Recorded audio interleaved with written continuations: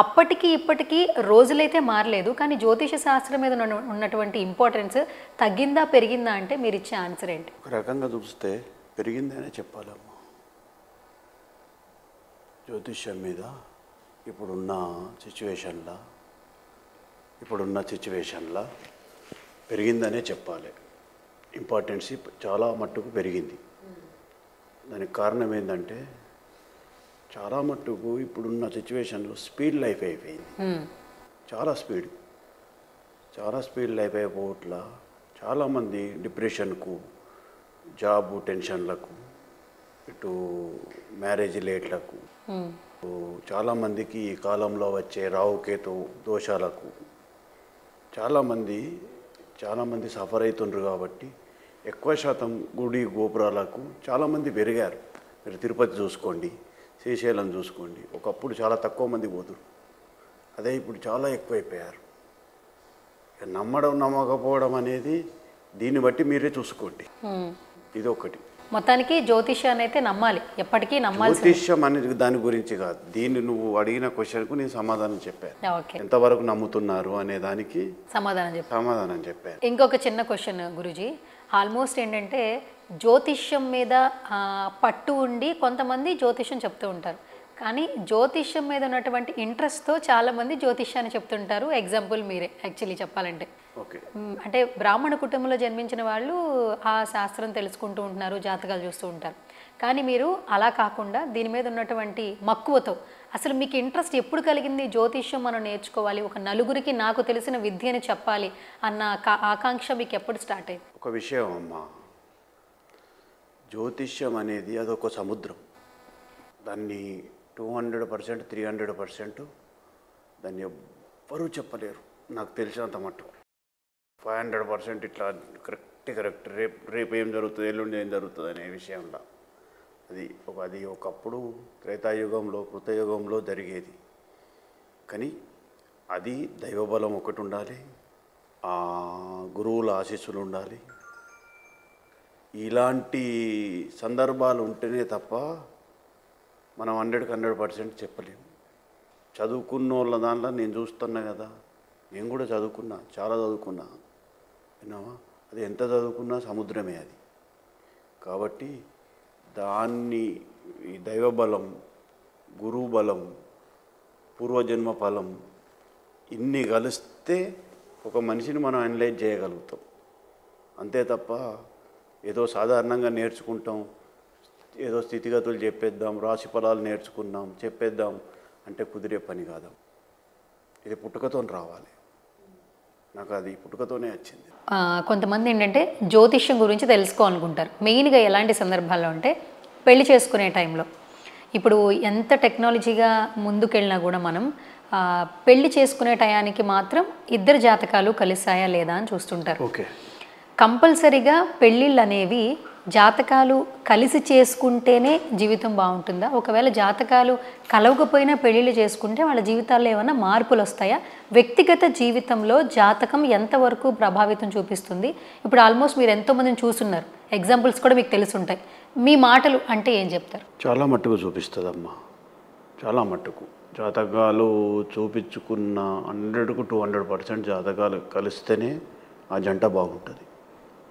కొందరికి love marriage చేసుకుంటారు చాలామంది. కొందరికి ఏమవుతుందంటే ఆటోమేటిక్గా వాళ్ళకి కలిసిపోతుంది.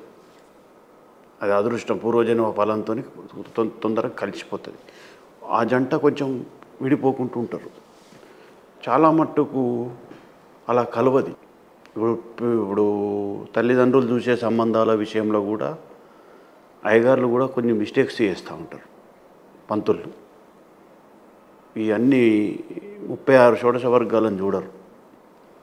జస్ట్ ఎన్ని వచ్చినాయి అని గుణితం చేసి 24 పాయింట్లు వచ్చినాయా, 26 పాయింట్లు వచ్చినాయా అనే దాని విన్నే వెళ్తూ ఉంటారు తప్ప అంతకన్నా ఎక్కువ లోతుగా పోయి ఈ వర్గాలను లెక్కించి కట్టరు.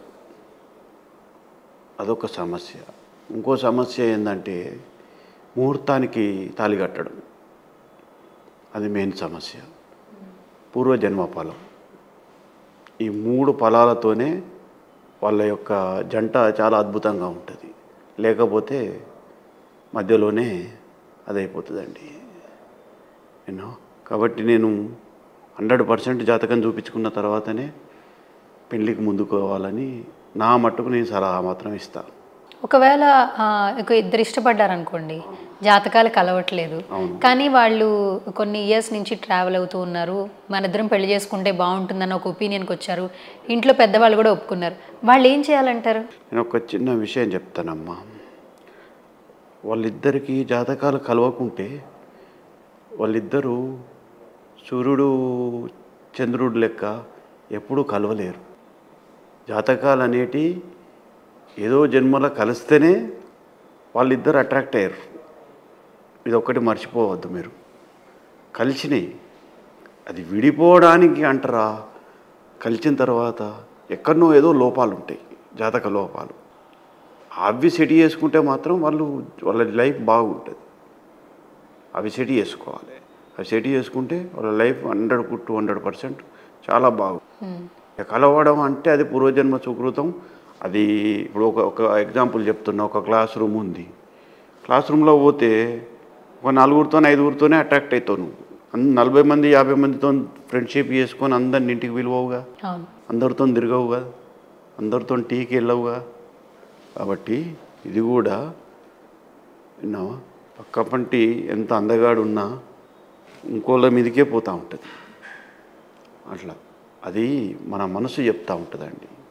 మన జాతకాన్ని కూడా అప్పుడప్పుడు మన మనసు ఇండికేట్ చేస్తూ ఉంటుంది. అది గుర్తుంచుకోవాలి.